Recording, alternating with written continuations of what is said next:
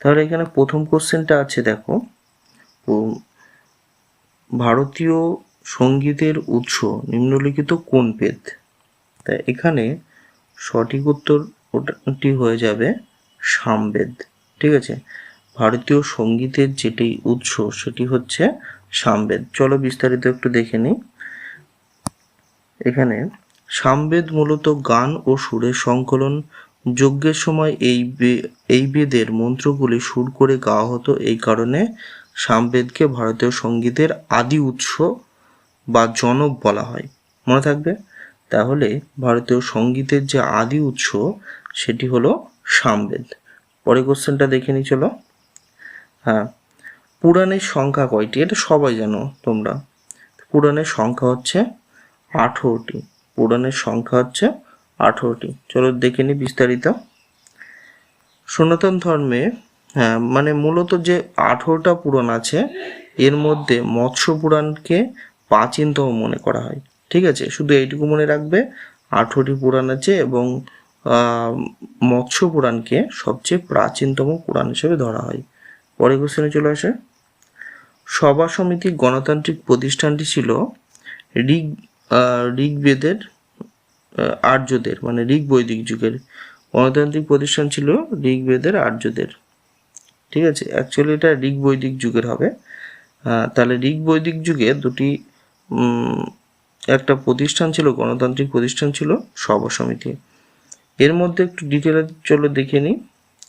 হ্যাঁ, সভাটি ছিল বয়োজ্যেষ্ঠ এবং অভিজাত পরিষদ, আর সমিতি ছিল জনগণের পরিষদ। মনে রাখবে, সভা হচ্ছে বয়োজ্যেষ্ঠ এবং অভিজাতদের এবং সমিতি হচ্ছে সাধারণ পরিষদ একটি।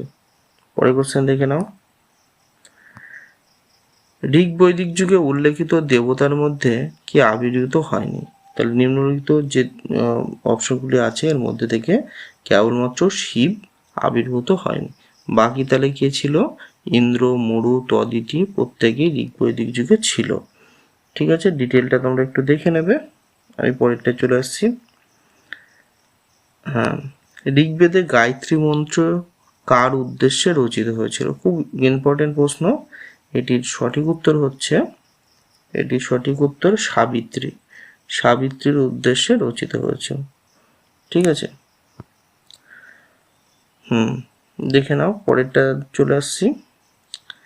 বৈদিক সাহিত্যে কোন সময় রচিত? হ্যাঁ, বৈদিক সাহিত্য এটি হচ্ছে 1500 থেকে 1000 খ্রিস্টপূর্বাব্দে রচিত।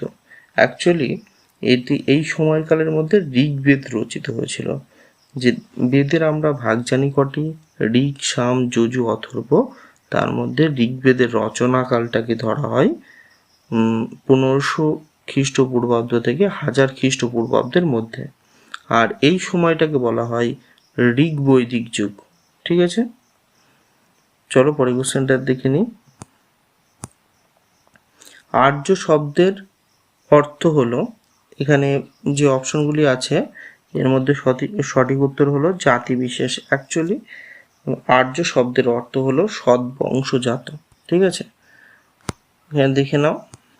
পরেরটায় চলে আসছি। হ্যাঁ, কোন প্রাচীন গ্রন্থে বর্ণ ব্যবস্থার প্রথম উল্লেখ পাওয়া যায়? তাহলে বর্ণ ব্যবস্থার প্রথম উল্লেখ পাওয়া যায় ঋগ্বেদে। মনে রাখবে, বর্ণ ব্যবস্থার প্রথম উল্লেখ পাই আমরা ঋগ্বেদে। ঠিক আছে, হ্যাঁ, এখানে দেখে নাও। ঋগ্বেদের দশম মণ্ডলে পুরুষ সূক্তে নামক অংশে সর্বপ্রথম চতুর্বর্ণ, ব্রাহ্মণ, ক্ষত্রিয়, বৈশ্য, শূদ্র এই 4 বর্ণের উৎপত্তির উল্লেখ পাওয়া যায়। ঠিক আছে, তাহলে ঋগ্বেদের দশম মণ্ডলের পুরুষ সূক্তে প্রথম বর্ণ ব্যবস্থার উল্লেখ পাওয়া যায়। পরের কোশ্চেন দেখে নাও।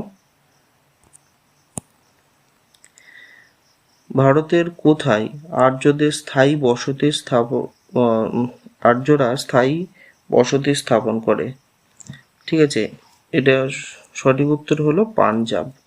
অ্যাকচুয়ালি পাঞ্জাবের সপ্তসিন্ধু এলাকায় আর্যরা প্রথম স্থায়ী বসতি স্থাপন করে। ঠিক আছে, পরের কোশ্চেন দেখে নাও। প্রাচীনতম বেদের নাম কি? এটা সবাই জানি আমরা, ঋগ্বেদ। তাহলে প্রাচীনতম বেদ হচ্ছে ঋগ্বেদ। ঠিক আছে, চলো পরের কোশ্চেনটা দেখে নিই।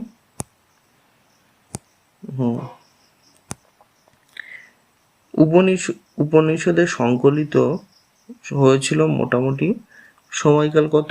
খ্রিস্টপূর্ব 600 অব্দে উপনিষদ সংকলিত হয়েছিল। চলো আজকে শেষ কোশ্চেন দেখে নিই। ঋগ বৈদিক যুগে দুটি প্রতিনিধিত্বমূলক সমাবেশের নাম করো।